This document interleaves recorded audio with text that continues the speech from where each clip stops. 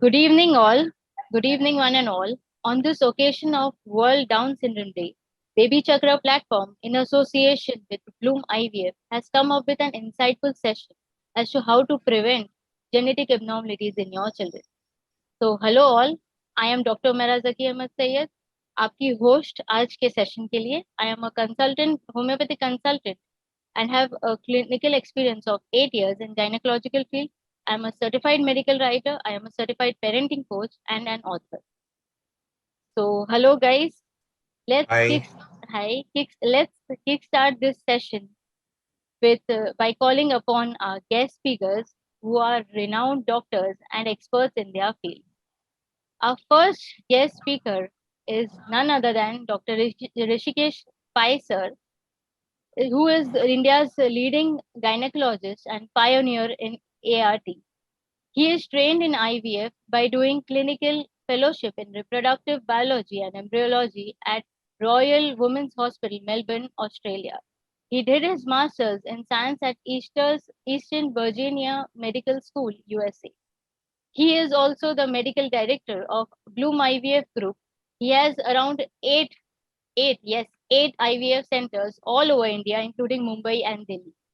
He has been awarded about around 45 awards, the most prestigious being Fellowship in the FRCGO, which is bestowed by Royal College of Obstetrics and Gynecology, London, UK.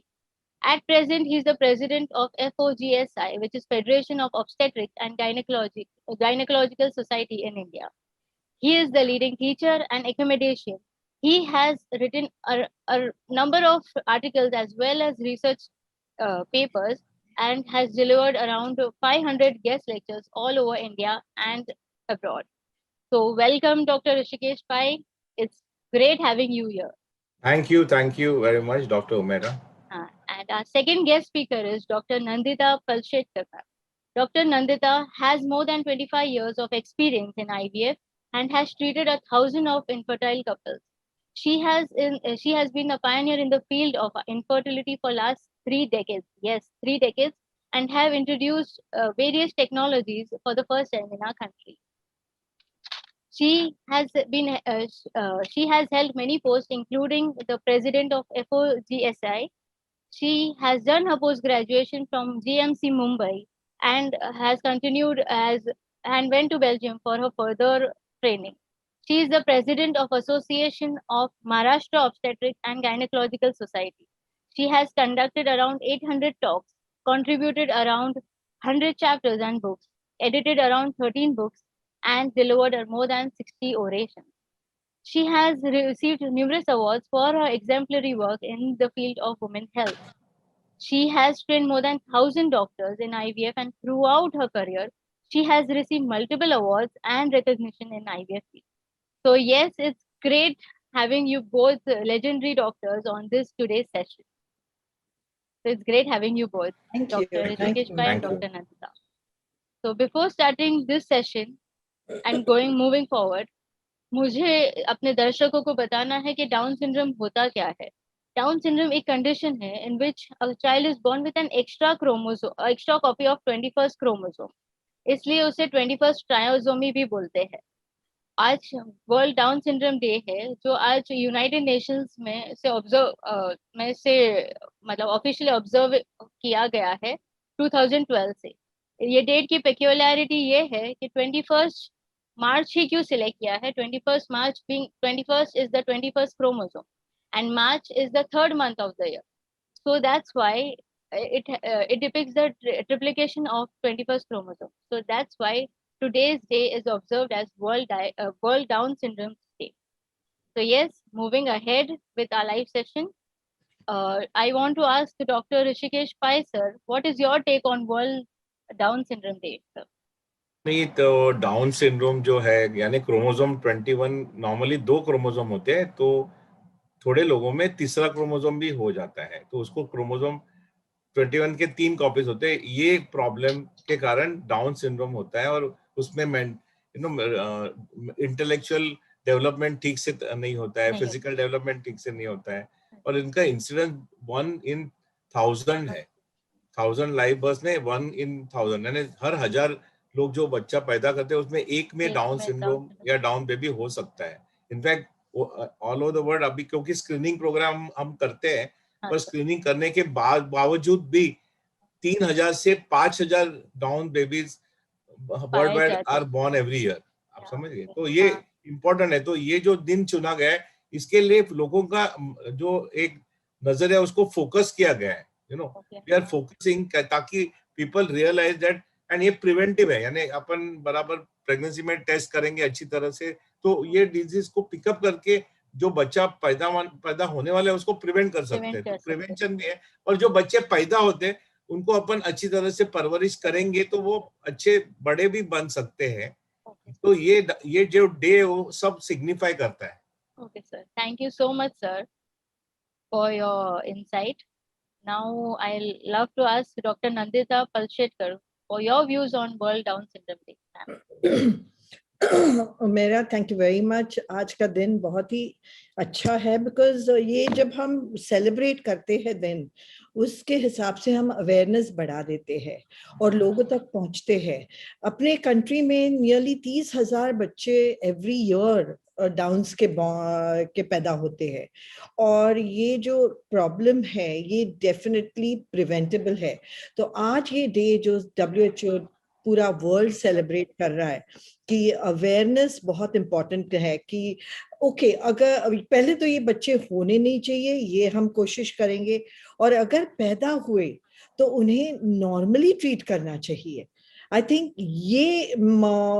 ये thought process है ये day celebrate करने का पूरे जग भर कि ये babies को हम प्रिवेंट कर सकते हैं और अगर वो बॉर्न हो गए तो उनको हम अलग तरीके से नहीं ट्रीट करना चाहिए. That is the relevance of world Exclude नहीं करना चाहिए normally. Absolutely. Yes. Thank you, ma'am, for your answer. Thank you, Dr. Nandita. Thank you, Dr. Pai. Dr. Nandita, क्या क्यों होता है Down syndrome? What are the causes of Down syndrome? See people Google around, मतलब Google बहुत answers देता है, authentic भी, and मतलब बहुत कंफ्यूजिंग आंसर्स होते हैं, which to believe which to not. So I am asking what are the causes of Down syndrome? क्या डाउन सिंड्रोम अगर देखा जाए तो वो जेनेटिक है. हम दोनों बोल रहे थे ना कुछ वो हिंदी में शब्द है जो हमें भी समझ में नहीं आएगा, बट इट्स जेनेटिक. जेनेटिक मतलब क्या कि आपके जो जीन्स होते हैं जिससे आपका हुलिया होता है या आपके अभाव होते हैं जो आप बिहेव करते हो, वो जेनेटिक मेकअप बोलते हैं एक पर्सन का. का तो उसमें जब नॉर्मली 46 क्रोमोसोम्स होते हैं और ये 23 पेयर्स में होते हैं, मतलब 1 2 3 4 23 क्रोमोसोम्स के पेयर्स होते हैं. तो जब क्रोमोसोम नंबर 21 जो है आपने बोला अभी 21 मार्च, ये क्रोमोसोम नंबर 21 जब 2 के बजाय 3 हो जाते हैं तो डाउन सिंड्रोम हो जाता है. नियरली 95% पेशेंट्स में ये ट्रिप्लिकेट में होता है क्रोमोसोम और उसके वजह से ये होता है. और बाकी जो 5% है, एक चीज ऐसी है कि जिसमें अनुवांशिक भी हो सकता है, मतलब फैमिली से आता है कि वो पेरेंट्स में वो जेनेटिक डिफेक्ट होता है और वो डिफेक्ट वो बच्चे में जा सकता है. तो 2 to 3% उस डिफेक्ट के वजह से है. तो इसलिए बहुत इंपॉर्टेंट है कि फैमिली हिस्ट्री पूछना, अगर डाउन्स बेबी किसी को हुआ है या जो लड़की प्रेग्नेंट है उसे पूछने में कोई हर्जी नहीं है. और तीसरी चीज है, जिन लोगों को डाउन्स बेबी हो जाता है वो रिस्क फैक्टर है, मतलब कॉज नहीं है बट रिस्क फैक्टर हो जाता है कि इसके वजह से चांस ज्यादा बढ़ जाता है कि आपको डाउन्स बेबी होगा. तो ऐसा कोई एनवायरमेंटल, मतलब कुछ खाया कुछ पिया या कुछ एक्सपोजर हुआ उसके वजह से डाउन्स नहीं होता है या आपकी लाइफस्टाइल के वजह से डाउन्स नहीं होता है. ये जेनेटिक है, ये फ्रीक इंसिडेंट्स होता है. मतलब फ्रीक बराबर शब्द नहीं है बट कभी कभी ऐसे हो जाता है. और या जैसे डॉक्टर पाई ने बोला 3,000 से 5,000, तो हमारे कंट्री में तो 26 million babies are born, 30 million babies are born every year. तो ये बहुत ही कम इंसिडेंस है बट ये प्रिवेंटेबल है. इसलिए हम डॉक्टर्स को ऐसे लगता है कि बाबा नहीं होना चाहिए. ओके, सही बात. Thank you. डॉक्टर ऋषिकेश भाई, क्या बोलिए। इसका क्योर है डाउन सिंड्रोम का परमानेंट? ऐसे मतलब बहुत नहीं सारे व्यूअर्स जानना चाहते हैं ये बात। नहीं, तो ये डाउन से एक टाइम क्रोमोसोम बन गया तो बन गया, तो कैसा होता है पिताजी और मदर से 23 क्रोमोसोम आते हैं, और जब मिक्सचर हो जाता है और दो टाइम जो क्रोमोसोम सेपरेट होना मांगता है वो नहीं होता है। इसके लिए समझो एक आध स्पर्म में 21 होगा और एक अंडे में 1 होगा, तो जब मिलन हो जाएगा तो 3 क्रोमोसोम हो जाएंगे। नॉर्मली 1 और 1 मिलन होके 2 होते हैं, तो 2 के बजाय 3 हो गए तो डाउन। तो कॉमन इज डाउन है, बट क्रोमोसोम 18 और 13 का भी ट्राइसोमी हो सकता है। तो ये अभी जब एक टाइम जब सेल बनता है ना तो परमानेंट होता है, ये बहुत बड़ा इश्यू है। तो जेनेटिक डिसऑर्डर जो है वो परमानेंट होते हैं, उसको ट्रीटमेंट नहीं है, उसको रिवर्स नहीं कर सकते हम लोग, तो उसको प्रिवेंट करना बहुत जरूरी है, यानी होने से बचाना बहुत इंपॉर्टेंट है। राइट। तो जब ये बच्चे पैदा होते हैं तो क्या है ना, ये जो क्रोमोसोम 21 है उससे एक प्रोटीन तैयार होता है, उसको एमिलॉइड बोलते हैं, और ये amyloid protein central nervous system यानी ब्रेन का जो टिश्यू है उसमें जाके वो उसको बाधा पहुंचाता है। इसलिए सब उससे वो प्रॉब्लम चालू हो जाते हैं, मेंटल डेवलपमेंट कम हो जाती है। इनकी जो मेंटल डेवलपमेंट है वो 8 या 9 ईयर तक ही होती है। इनका आईक्यू नॉर्मली 40 इयर्स का ही है। उनका ग्रोथ स्टंट हो जाता है, यानी 5 फुट से कम बच्चे पैदा होते हैं और उधर ही 5 फुट तक ही पहुंच जाते हैं। डिलेड माइलस्टोन भी होता होगा ना सर? तो माइलस्टोन्स आर डिलेड, तो उनको अच्छा उच्च परवरिश करना पड़ता है, क्योंकि स्कूल में जा नहीं सकते।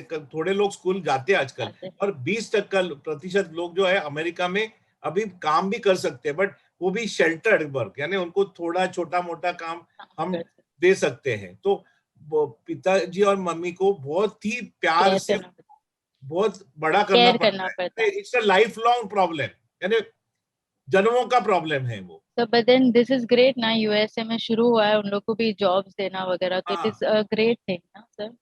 या बिकॉज अभी डाउन में अलग अलग लेवल के लोग होते हैं, बहुत एक्सट्रीम अफेक्टेड होते हैं, थोड़े वो माइल्ड डाउन होते हैं, तो वो काम कर सकते हैं। बट हमारा मकसद क्या है कि भाई ये होना ही नहीं मांगता है। हाँ, प्रिवेंट ही कर और 20 बरस के बाद एक भी बच्चा नहीं पैदा होना मांगता है।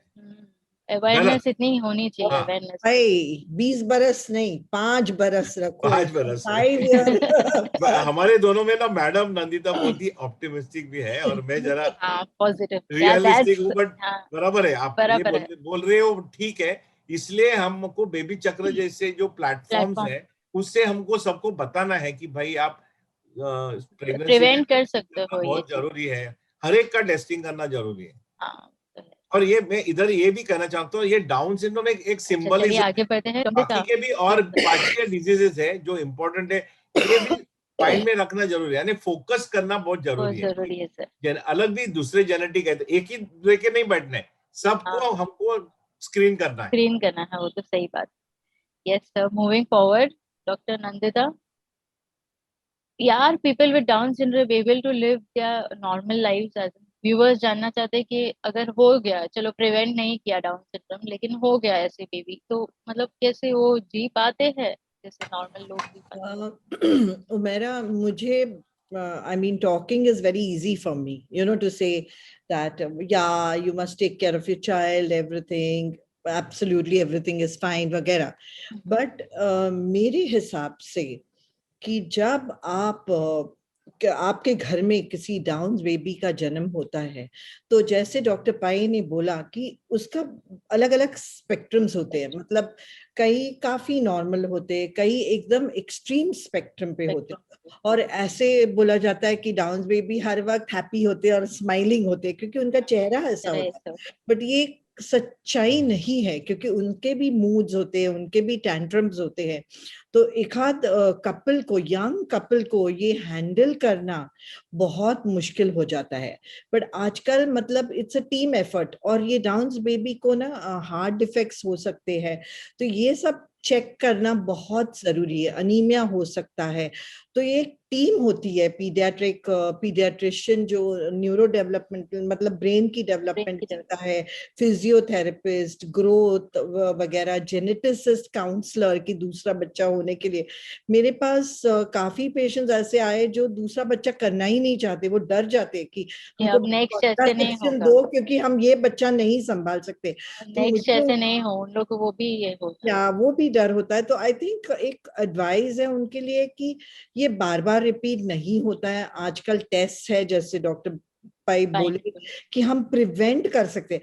और ये प्रोग्राम का आई थिंक मकसद ही ये है कि हम लोगों तक पहुंचे कि अगर डॉक्टर ने ऑफर किया तो आप पूछो अपने डॉक्टर से कि आप पूछो, क्योंकि कभी कभी डॉक्टर को लगता है बहुत महंगे हैं टेस्ट, बट वो बच्चा पैदा करके उसको संभालना लाइफ भर, 40 साल व्हाटएवर। एंड आजकल तो डाउन्स बेबीज मतलब 60 साल तक भी जिंदा रहते हैं, उसका जो खर्चा होता है, और फिर हम पूरे 60 साल की उम्र तक अपने बच्चे के साथ नहीं रह सकते, हमारी भी एक मोर्टालिटी होती है, हम भी चले जाते हैं ऊपर, तो फिर वो टेंशन रहता है ना। तो आई थिंक वो टेस्ट करने बहुत जरूरी है, अगर महंगे भी हो तो भी वो टेस्ट करने मुझे लगता है बहुत जरूरी है। और आजकल तो पेशेंट्स ही गूगल बन के आते हैं, गूगल पेशेंट्स होते हैं ना कि हाँ आप ये सब टेस्ट करवा लो, क्लिनिक्स पे आते ही है। एब्सोल्युटली। तो ये भी कराना चाहिए। हाँ सर। मैं ये भी मैडम के जो बोल रही है वो सही है, और मैं ये भी बोलना चाहता हूँ कि ये जिम्मेदारी जो है, जिम्मेवारी है जो है, वो सिर्फ हमारे पेरेंट्स की नहीं जिनका बच्चा पैदा होता है, या फैमिली की नहीं, हम समाज की भी है।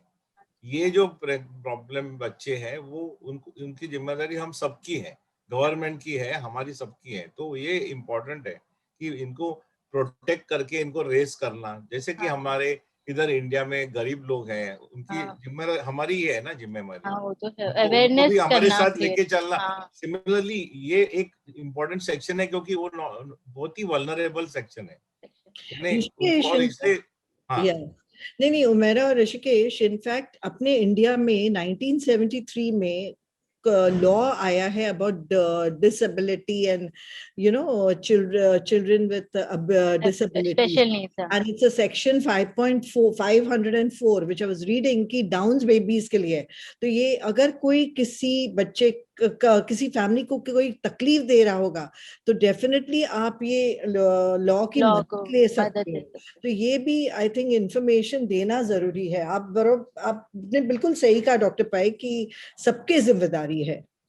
पर देखो ना, अभी ये जो मैडम बोल रही है कि लॉ आया है, तो मेरे को भी नहीं मालूम था, अभी समझ गया कि लॉ आया है करके। तो ये जो एक जो बहुत हमारे देश में लॉज है, उनको एक बाबा की हेल्थ में ऐसा ऐसा है सबको, जो एक इकट्ठा करके सबको बताना बहुत जरूरी है, क्योंकि डॉक्टर होने के नाते भी हम लोगों को मालूम नहीं है कि बाबा ऐसा लॉ होता है करके। फैमिली को अवेयर करना जरूरी है। फॉक्सी का एक अच्छा पार्ट होगा अवेयरनेस। सीरियसली फैमिली को भी टॉर्चर थोड़ा करते होंगे समाज वाले कि आपका ऐसा बच्चा है, आप ये मतलब वो उन लोग को और मेंटली हैरेस करते होंगे, इनडायरेक्टली, नॉट डायरेक्टली। तो यही बोल रहा हूँ कि हम लोग को ना सोसाइटी को ना ये करना पड़ेगा, व्हाट इज द वर्ड, कि एजुकेट करना पड़ेगा कि भाई ऐसे जो बच्चे उनको उनकी बच्चों को हैरास नहीं करना।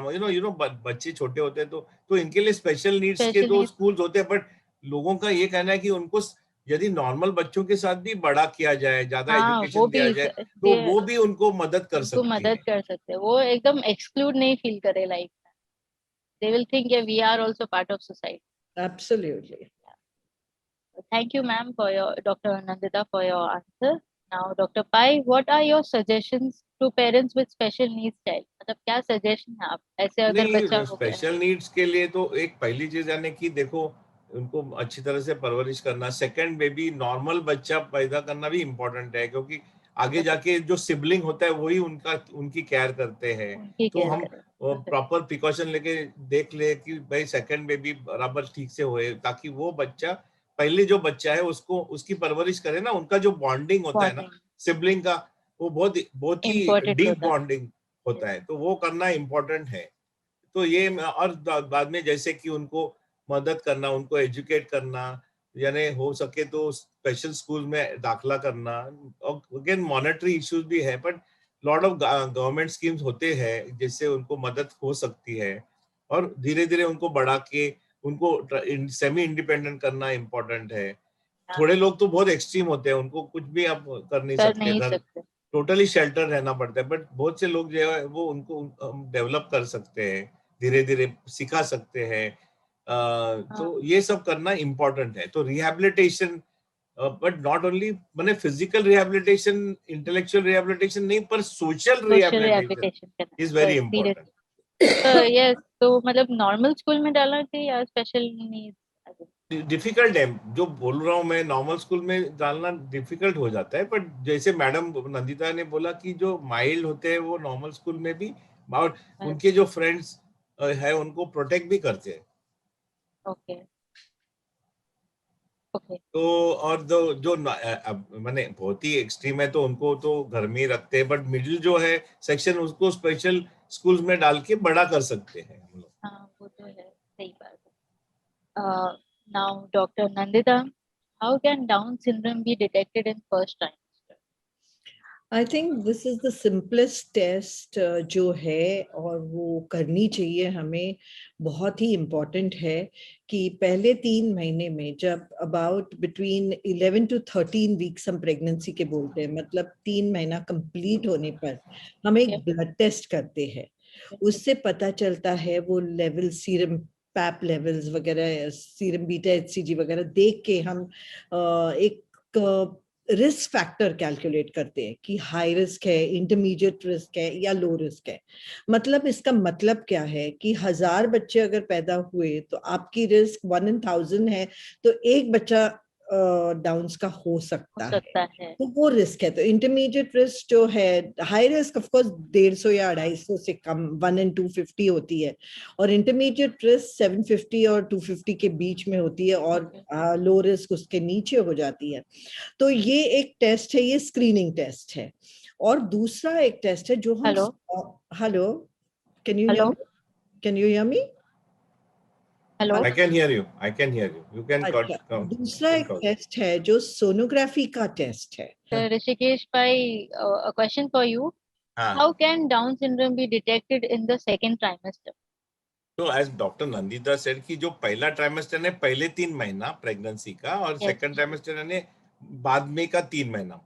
तो पहले 3 महीने में तो जैसे डबल मार्कर, एक सिंपल ब्लड टेस्ट होती है, और एक अल्ट्रासाउंड करते हैं 11 वीक में। तो नेक के ऊपर एक चमड़ी होती है, उसको न्यूकल थिकनेस बोलते हैं, उसकी थिकनेस देखते हैं। यदि ये दोनों में प्रॉब्लम आया तो हम कंफर्मेटरी टेस्ट करते हैं, यानी टुकड़ा निकाल के चेक कर सकते हैं। बच्चे के बाजू में जो वार होती है ना, मेरा अपनी प्लासेंटा होता है ना, उसका टुकड़ा निकालते हैं 12 वीक के पहले, उसको कोरियन वेलर सैम्पलिंग बोलते हैं। और नहीं तो पानी निकाल के, एमनियोटिक सेल निकाल के टेस्ट करते हैं। तो मैडम हैज कम बैक, तो she is doctor Nandita, she is asking you that you were talking about the first trimester. First trimester, how can there was some technical glitch? Double marker और nuchal चालू हो गया ना streaming. तो अभी second trimester में आप कैसे देखते हो, तो आप जरा बताइए। अच्छा, same thing. The second trimester, the first trimester he continued. Sir, Dr. Rishikesh Pai continued. In second trimester, how you detect? Second trimester, what we do, there's a quadruple test, okay, which we can do. That's again a blood test, which is again a screening test. But Rishiki, I think NIPT is a separate question by itself. Yeah. Okay, तो ये quadruple test है, और एक sonography है जो congenital defects pickup करते हैं।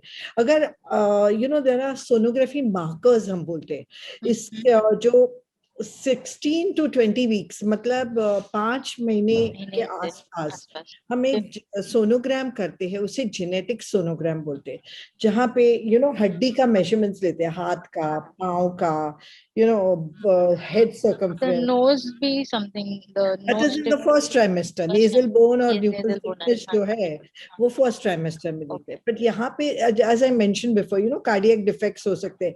So अगर ये soft markers 3-4 positive आ गए, तो then you have to start thinking कि क्या हम ये कर सकते हैं क्या। तो पुराने जमाने में अगर रिस्क फैक्टर आता तो हम सुई डाल के जो एमनियोटिक फ्लूइड है, पानी है, वो निकाल देते थे, या फिर जो नाल होती है ना, उसमें से खून निकाल के हम टेस्टिंग के लिए भेज सकते थे। जेनेटिक टेस्टिंग के लिए। तो एक बार अगर स्क्रीनिंग पॉजिटिव आया तो वो टेस्ट करना बहुत जरूरी था। और देन बहुत सारे पेशेंट्स हमारे हैं जो डिसीजंस ले लेते थे कि क्या करना है, आगे कंटिन्यू रखना है या ड्रॉप करना है वो बच्चे को। क्योंकि जैसे हमने बार बार कहा है कि it is not only the life of the parents but it's also the life of the child, to think about the quality of life of that child you are bringing into the world. तो ये सब करना जरूरी है। तो I think double marker, nuchal thickness, nasal bone जो आप बोले, क्वाड्रुपल मार्कर, एमनियोसेंटेसिस और मतलब अम्बिलिकल ब्लड सैंपलिंग, और जो लेटेस्ट है वो डॉक्टर साहब बताने वाले हैं NIPT। वो लेटेस्ट का क्वेश्चन नेक्स्ट है लास्ट। नहीं बेसिकली तो मैं क्या है ना, ये सब टेस्ट करके यदि कुछ भी डाउट है तो जो फाइनल टेस्ट है जो पानी निकालते हैं, यानी 3-4 महीने के बाद एमनियोटिक फ्लूइड जो बच्चे के बाजू में जो पानी होता है उसको नीडल डाल के निकाल के उसमें जो सेल होते हैं एमनियोटिक, वो सेल का कैरियोटाइप स्टडी करेंगे तो फाइनल डायग्नोसिस मिलेगा ना कि सचमुच में, क्योंकि बहुत से टाइम ये जो टेस्ट होते हैं वो गलत भी आ सकते हैं ना, तो कंफर्मेशन करना जरूरी है यदि फाइनल डायग्नोसिस। पर अभी मेन थिंग क्या है कि जल्दी जितना कंफर्म करे, क्योंकि 3 महीने के बाद यदि समझो हम लोग को समझा कि ये डाउन बेबी है तो बहुत से लोग फिर बोलते हैं कि मेडिकल टर्मिनेशन है, अबॉर्शन कर लेंगे। तो ये जो 3 महीने के बाद डिफिकल्ट हो जाता है, तो पहले 3 महीने में अर्ली जब डिटेक्ट करना जरूरी है वो ज्यादा अच्छा है। इसलिए पहला जो डबल मार्कर और जो सोनोग्राफी का टेस्ट बहुत इंपॉर्टेंट है। और अभी एक नया टेस्ट आया है जो हम ब्लड निकाल सकते हैं, तो 10 वीक के बाद यानी 2.5 महीने के बाद मदर का 10 ml ब्लड निकाल के उसमें फीटल सेल लीक हो जाते हैं, उसका DNA लीक होता है, उसको DNA को एक्सट्रैक्ट करके उसके ऊपर टेस्ट कर सकते हैं। NGS टेस्ट करके आया है, उससे हमको समझ सकता है एकदम अर्ली 10-11 वीक पे ही समझ सकता है, विदाउट पानी भी नहीं, सीधा ब्लड से ही समझ सकता है। उसको NIPT बोलते हैं, नॉन इन्वेजिव प्रीनेटल टेस्टिंग। तो 10 वीक के बाद वो कभी भी आप अभी कर सकते हो। स्पेशली जो 35 के ऊपर है तो मैं तो बोलता हूँ सबने करने का, जो प्रेग्नेंट है और 35 प्लस है या प्रीवियस हिस्ट्री कोई एबनॉर्मलिटी है तो सबने करना मांगता है। I don't agree with you. I think doctor Pai सब प्रेगनेंसी में करना चाहिए। नहीं मैडम जो बोल रहे हैं वो सही है, मैडम वो बोल रहे हैं वो सही है, सब में ही। यानी मैं बोला 35 के ऊपर क्योंकि हमारा जो PNDT एक्ट है प्रेजेंटली जो है वो है वो इंडिकेशन 35 के ऊपर। पर अभी जो अमेरिकन कॉलेज है ऑल ओवर द वर्ल्ड जो वो बोलते हैं कि सबने करना मांगता है।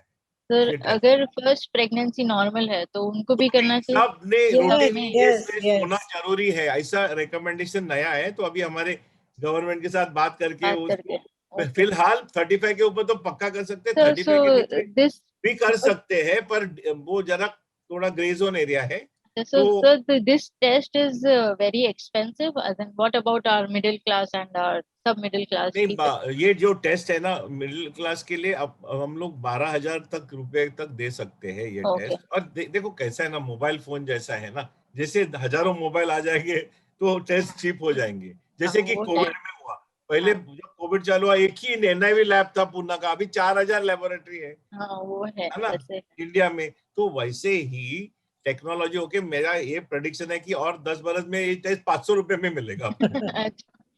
ऋषिकेश, एक मैं सिर्फ क्लैरिफाई करना चाहती हूँ, मेरा जो डॉक्टर पाई बोल रहे थे, पहले हम सुई डाल के पानी निकालते थे बच्चे के अंदर से, ये जो ब्लड बोल रहे हैं वो मदर का ब्लड है, मतलब माँ का ब्लड हम ले लेते हैं, जैसे हम यहाँ नॉर्मल ब्लड टेस्ट देते हैं या नॉर्मल ब्लड टेस्ट बच्चे का ब्लड नहीं लगाते। थैंक यू फॉर क्लैरिफाइंग, नहीं तो फिर व्यूअर्स ऐसे कंफ्यूज होंगे कि अंदर से कैसे ब्लड नॉन इन्वेसिव बोलते हैं वो। एकदम नया ब्रेक थ्रू है साइंस का, लेटेस्ट। It is amazing. और जो डॉक्टर पाई आप पूछ रहे थे एक्चुअली कॉस्ट का ना, मैं जो पेशेंट्स थोड़े कम होते हैं उनमें हम ये डबल मार्कर टेस्ट करते हैं, न्यूकल थिकनेस करते हैं। अगर उनमें कुछ हाई रिस्क आया तो उनको बोलती है कर दो। तो नॉर्मली सब पेशेंट्स को मेरे प्रैक्टिस में मैं बोल देती हूँ, बट आई सेड ओके ये बहुत एक्सपेंसिव होगा तो हम क्या करेंगे, ये न्यूकल बोन, न्यूकल थिकनेस और डबल मार्कर तो करना ही है। उसमें अगर हाई रिस्क या इंटरमीडिएट रिस्क आ गया तो NIPT प्लीज कर लो, क्योंकि बहुत जरूरी है। एज आई सेड, वो Yes, to लाइफ टाइम का prevent it. खर्चा होता है, लाइफ Yes, टाइम lifetime होता होता है। है सो to that prevent. 12,000 as So Dr. viewers, keep this in mind. Doctor Rishikesh pai and doctor Nandita का ये पॉइंट माइंड में रखे, आप बहुत और मतलब ऐसा इजी देखो लाइफ क्या हो देखो जाएगी। कि हाँ, तो देखो अगेन ये बहुत इंपॉर्टेंट है समझने के लिए कि प्रेगनेंसी होने के बाद, जैसे मैडम ने बोला, डॉक्टर नंदिता ने, पहले 3 महीने में ये जो अराउंड 10-11 वीक्स पे सोनोग्राफी करना बहुत ही जरूरी है, जरूरी है। नीजल बोन के लिए और नेक के लिए। वो सब ने करना मांगता है और वो सब हाँ, जगह अवेलेबल सब है, जगह गवर्नमेंट अवेलेबल में। है। हाँ, वो तो गवर्नमेंट में उसमें भी यदि कुछ प्रॉब्लम आया या जो ड्यूअल मार्कर ब्लड टेस्ट में प्रॉब्लम आया, तो फिर कंफर्मेटरी टेस्ट तो करना है। करना है जरूर। यदि Yes. उसमें एब्नॉर्मल आया तो अबॉर्शन करना जरूरी है। Okay. नहीं, Rishikesh, don't say that. I think abortion patients पे डिपेंड होता नहीं है। नहीं, वो तो है, आई मीन अबॉर्शन हाँ, थोड़े because हमारे many ऐसे भी patients like पेशेंट के हैं, हाँ ये हमारे ऊपर पेशेंट, वाले मेरे ने 1-2 दिया पेशेंट है तो ऐसे भी है कंटिन्यू जिसने बच्चा रखा कंटिन्यू है, करा है। बट हाँ, कंटिन्यू बच्चा करते रखा है, बट वो बच्चा रख, वो जो एक इमोशन में बोल करते हैं, बट एक्चुअली बच्चा रखने का डिसीजन बहुत ही वो, क्योंकि वो बच्चे को 60 बरस तक हैंडल सर एक करना पड़ता केस है। मेरे पास आया था कि infertility for 11 years and conceived with a Down syndrome baby and they kept it and they are living या with या it. या तो या वो कैसे वो इमोशनल हो जाता है कि चलो राइट कुछ है जो समथिंग इज राइट, देयर, बराबर। पर ये अर्लियर होएगा तो वो बेटर वो रहेगा, बेटर तो होगा, वो वो तो है। इम्पोर्टेंट है। देखो क्या हाँ, है वो ना, तो है। अभी हम लोग बोलते हैं, पर most of the it is people difficult. They They don't don't keep know. It. Religion भी है, बहुत लोग हाँ, वो रिलीजन तो है। बोलेंगे नहीं हम रखने वाले हैं, रखने तो वाला वो है। हाँ, वो उनका उनके ऊपर हमारा है। हमारा फर्ज है कि एडवाइस देने का कि भाई आप करो, ये करो, हाँ, वो करो, बट बट वो अल्टीमेटली उनका अल्टीमेटली डिसीजन उनका है, डिसीजन। ओके। राइट। तो वो इम्पोर्टेंट है कि वो स्क्रीन करके कंफर्म। अभी ये जो नया जो टेस्ट आया है ना, वो कंफर्मेटरी नहीं, जो कंफर्मेटरी टेस्ट है वो पानी निकाल के चेक करना, वो फाइनल टेस्ट है। Okay okay. वो कंफर्मेशन के लिए पानी निकालना ही पड़ेगा, पड़ता है। ओके। ओके। पर ये जो टेस्ट आया है ना नया, वो हाँ एक्चुअली बहुत इतना एक्यूरेट है कि कभी कोई बोलेगा मैं नहीं नहीं नहीं डॉक्टर, मैं पानी निकालना नहीं चाहती हूँ, हाँ हाँ। आप तो वो टेस्ट से भी क्वाइट एक्यूरेसी मिल सकती है कि है कि नहीं। सर ये टेस्ट एवरी लेबोरेटरी में अवेलेबल है या ओनली अभी इंडिया स्पेशलाइज्ड? में बहुत हमारी जो बाफी की लेबोरेटरी जेनेटिक है उधर तो अवेलेबल है ही, पर ओके बहुत से लेबोरेटरी में इंडिया में अवेलेबल अभी है टेस्ट, और धीरे धीरे खर्चा भी कम हो रहा है उसका। Okay sir. तो मूविंग फॉरवर्ड, डॉक्टर नंदिनी, एक क्वेश्चन है आपके लिए। नंदिता, अगर हाँ Nandita, sorry sorry, I apologise, sorry. What happens if Down syndrome is detected? मतलब अगर कोई मान लो बच्चे मतलब फीटल स्क्रीनिंग में आ गया डाउन सिंड्रोम, फिर क्या मतलब फिर अगर क्या स्टेप्स लेंगे? कंफर्मेटरी टेस्ट जैसे डॉक्टर पाई बोले एनआईपीटी पे कंफर्मेशन हो जाता है कि डाउन्स है, तो आई थिंक पेशेंट के साथ बैठ के बात करना, काउंसलिंग बहुत ही इम्पोर्टेंट है। क्योंकि जैसे हम अभी बात ही कर रहे हैं कि उनको समझाना कि वो क्या चाहते हैं और उनकी समझ जांच लेना बहुत इम्पोर्टेंट है। हमारे डॉक्टर के हिसाब से मतलब मुझे कोई रिलीजियस प्रॉब्लम्स नहीं है, तो मैं बोलूंगी कि ये बच्चा मत जन्म दो। क्योंकि क्या है ना, उसकी क्वालिटी ऑफ लाइफ, आपकी क्वालिटी ऑफ लाइफ, सब कुछ उसका वो बहुत ही स्टैंडस्टिल हो एक्सपेंसिव जाए। हो जाता है, फाइनेंशियल इमोशनल बर्डन हो जाता है। तो पहले 3 महीने में तो हम सिंपल डीएनसी कर सकते हैं, सक्शन इवैक्यूएशन कर सकते हैं। और अगर 3 महीने के ऊपर होगा तो अभी हमारा लॉ जो है वो अभी अमेंड हुआ है। ऑफ कोर्स राज्यसभा और लोकसभा में पास हो गया है, बट प्रेसिडेंट की सिग्नेचर अभी बाकी है। पर 24 हफ्ते तक हम कभी भी ये अबॉर्ट करवा सकते हैं। तो अगर मतलब कपल ने डिसीजन लिया कि बाबा ये बच्चे को हम जन्म नहीं देना चाहते, तो they can approach doctor gynaecologist को अप्रोच कर सकते हैं और वो गिरवा सकते हैं। और एक मतलब केस मुझे आपको बताना है, डॉक्टर जस्टिस बोबड़े और एल.एन. राव का केस था सुप्रीम कोर्ट में। 26 हफ्ते का बच्चा था, तो वो डाउन्स बेबी था। तो वो बोले कि अगर बच्चे के लाइफ को डेंजर नहीं होगा और माँ के लाइफ को डेंजर नहीं होगा तो हम नहीं दे सकते परमिशन। तो आई थिंक अगर 24 हफ्ते के पहले हुआ तो ही परमिशन मिल सकती है, अगर वो कपल चाहता है बच्चा गिराने का। और हम I think it's very important to have a very frank discussion with the couple कि क्या इन्वॉल्व होता है, क्या लगेगा उस बच्चे के लिए, ट्रांसपेरेंट। या तो आजकल अभी कपल्स या काम कर रहे देखो होते हैं। Yes sir. या ये ऋषिकेश, ना आगे तो अभी ये यदि बच्चा ऐसा हो गया तो आगे हम क्या कर सकते हैं, ये बहुत इंपॉर्टेंट है। यस तो क्योंकि लोग है ना वो डरते, अरे अब मेरे को पहला बच्चा ऐसा हुआ, अभी कैसा मैं करूंगी। तो ये सब, तो इसके लिए जो नेक्स्ट बेबी होएगा उसके लिए प्रिवेंशन करना इंपॉर्टेंट है। और जहां हमारा आईवीएफ का जो नया टेक्निक आया, प्री इम्प्लांटेशन जेनेटिक टेस्टिंग, वो फायदा दे सकता है। आप समझ गए? तो जिसमें हम लोग जो बच्चा बनाते हैं और बच्चा अंदर डालने के पहले आईवीएफ से बच्चा बनाते हैं लेबोरेटरी में, उसका टुकड़ा निकालते हैं छोटा सा, जो अंदर से बाहर से निकालते हैं, अंदर से बच्चा पैदा होता है उधर से निकालते नहीं, उनके कवर से निकाल के उसका टेस्ट करते हैं जेनेटिक का। ये जो नया टेस्ट आया ना एनजीएस, उससे ही कर सकते हैं और बता सकते, हम सिलेक्ट कर सकते हैं कि ये बच्चे में डाउन है, ये बच्चे में नहीं है। जो नॉन डाउन बच्चा है वो हम अंदर डाल सकते हैं। तो जो आप बोल रहे थे ना अबॉर्शन का प्रॉब्लम, वो नहीं होएगा। पहले से ही बच्चा सिलेक्ट करके ही हम डालेंगे।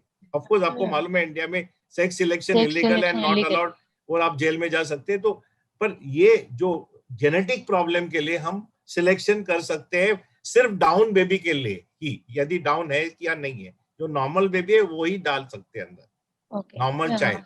Okay, Dr. Rishikesh Pai, there is a question for you. What is expanded carrier screening? Expanded carrier screening क्या होता है?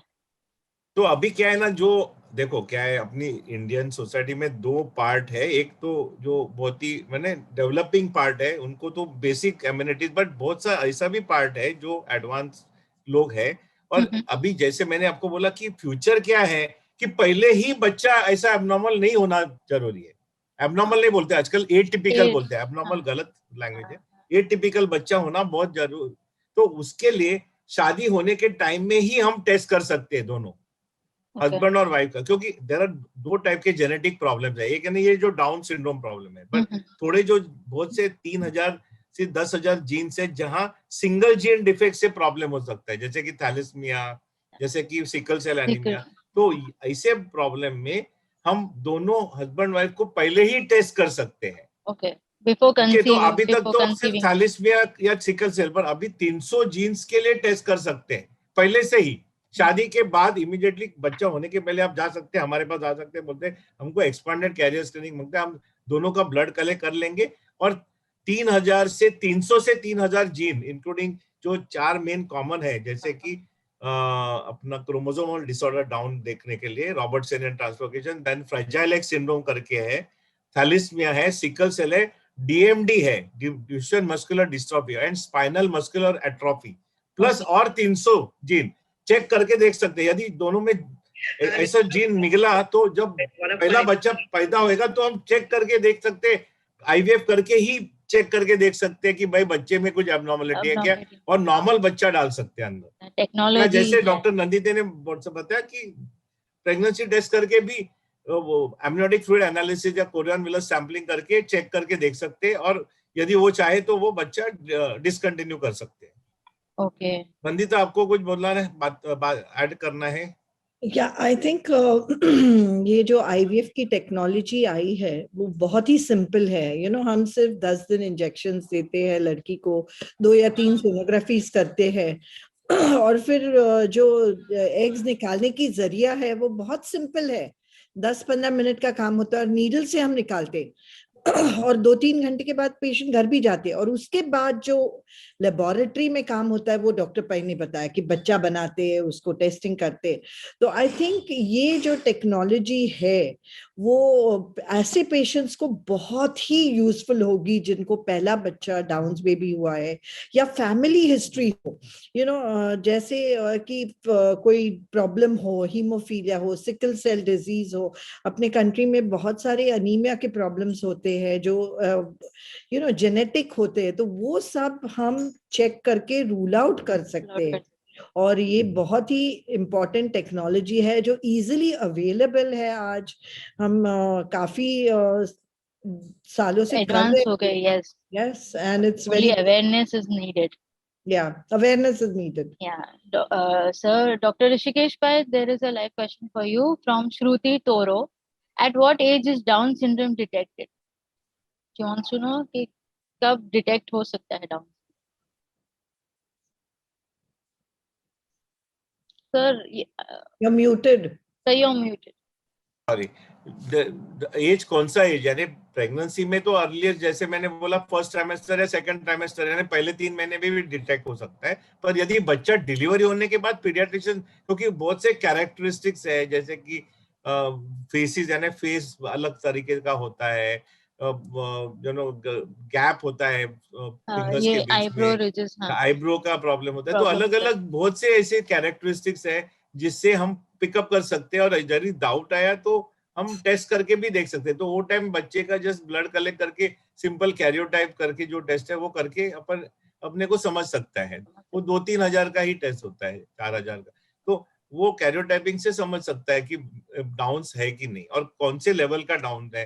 क्योंकि जैसे डॉक्टर नंदिता ने बोला 3 टाइप के डाउन्स है, एक यानी जो ट्राइसोमी है, सेकंड यानी रॉबर्ट्सोनियन ट्रांसलोकेशन से भी होता है, और थर्ड यानी मोजेक्सिज्म से भी होता है। तो अलग अलग लेवल, तो उससे आईक्यू लेवल भी एसेस कर सकते हैं। और सेकंड यानी बच्चों में हार्ट डिजीज होता है तो हार्ट का चेकअप करना पड़ता है, कंजेनिटल हार्ट डिसऑर्डर्स होते हैं, ये होता है वो होता है, तो वो सब। और आगे बढ़ के ना उनको ये प्रॉब्लम भी होते हैं, न्यूरोलॉजिकल प्रॉब्लम्स होते हैं, फिट आते हैं, एपिलेप्सी हो जाती है, ये भी प्रॉब्लम है, और आगे बढ़ के ल्यूकेमिया भी हो सकता है। तो उनको बहुत ही रेगुलर सब चेकअप मॉनिटरिंग करना कराना पड़ता है। जरूर, monitoring. Okay, Dr. Nandita, there is a question for you Yeah. from Navlaks. How do I explain Down syndrome to my other children? What should I be doing to help my baby? As in, अगर second siblings को कैसे explain करें? I think बहुत important है समझाना कि ये एक इंडिविजुअल है, एंड आई डोंट नो आजकल बहुत कॉन्सेप्ट्स बदल रहे हैं कि स्पेशल चाइल्ड मत बोलिए मत बोलिए। वगैरह। आई थिंक एक समझाना बच्चों के लिए, ये आपका ब्रदर है, इसको थोड़ा अटेंशन देना पड़ता है, इसकी स्पेशल नीड्स है, और मतलब आप अगर एक चीज को इंटरप्रेट करो इस वक्त इस तरह से तो वो इंटरप्रेट नहीं करेगा। आई थिंक बहुत समझाना कि अपना है और एक्सक्लूड नहीं करना नॉर्मल चाहिए है, लाइफ में। ये अलग नॉर्मल है, ये आप नॉर्मल अलग हो, तो एबनॉर्मल है ऐसा नहीं करना चाहिए। जैसे डॉक्टर पाई बोले एबनॉर्मल है, ये नहीं बोलना चाहिए कि ये अलग तरीके का आजकल एटिपिकल बोलते हैं, एटिपिकल। बट छोटे बच्चों को क्या तुम Atypical क्या समझाओगे यार। तो कि ये अपना ही बच्चा है, बट अलग थोड़ा अलग है। ऊपर वाले ने अलग तरह से तो ये उसके करा है, नीड्स फ्रेम अलग करा है, है, अलग तो है। हमें ओके, उसके नीड्स को देखना चाहिए। Dr. Rishikesh Pai, sir, there is a question from Lakshmi Mishra. Are there any special programs for children with Down syndrome? कुछ स्पेशल प्रोग्राम्स बने हैं क्या, as in government related or anything? Doctor Nandita may take the answer question. I am no, मैं इतना focused हूँ on the technical part of it. Okay. I am sure that there is a lot of Down syndrome society भी है, ये I am sure There बहुत ही might movement be any बड़ी है। और community ऐसे हाँ, कुछ। पर मेरे को एक ही बोलना है पूरे कम्युनिटी को कि इंटीग्रेशन होना बहुत जरूरी है। कोई फ्रेजाइल एक्स सिंड्रोम सोसाइटी है, कोई डाउन सिंड्रोम, अल्टीमेटली सबका वही प्रॉब्लम है कि बच्चे में जेनेटिक रीजन के कारण वो कोई थैलेसीमिया सोसाइटी है। ये क्या होता है ना, जब ज्यादा सोसाइटीज हो जाते हैं तो डाइल्यूशन हो जाता है, सब आप साथ में आके एक कंबाइंड स्ट्रेटेजी अपनाना बहुत जरूरी है। मैडम, आपको कुछ बोलना है? डॉक्टर नंदिता, शेयर करना है अपने इनसाइट्स? बहुत सारे सोसाइटीज है, हर एक सिटी में स्पेशल स्कूल्स होते हैं, स्पेशल सेल्स होते हैं जो ये बच्चे के लिए, ये बच्चों के लिए गाइडेंस होता है कि कहाँ पढ़ सकते हैं, क्या कर सकते हैं, and there are special need teachers which are available in every city. And I think वो ग्रुप मतलब कम्युनिटी ज्वाइन करना, ऐसे बच्चे अगर होंगे तो बहुत जरूरी है। तो आपके सिटी में जो कम्युनिटी होगा, डाउन सिंड्रोम के जो एसोसिएशन के कम्युनिटीज होते हैं, उनको ज्वाइन करके स्पेशल नीड टीचर के साथ काम करना बहुत जरूरी है।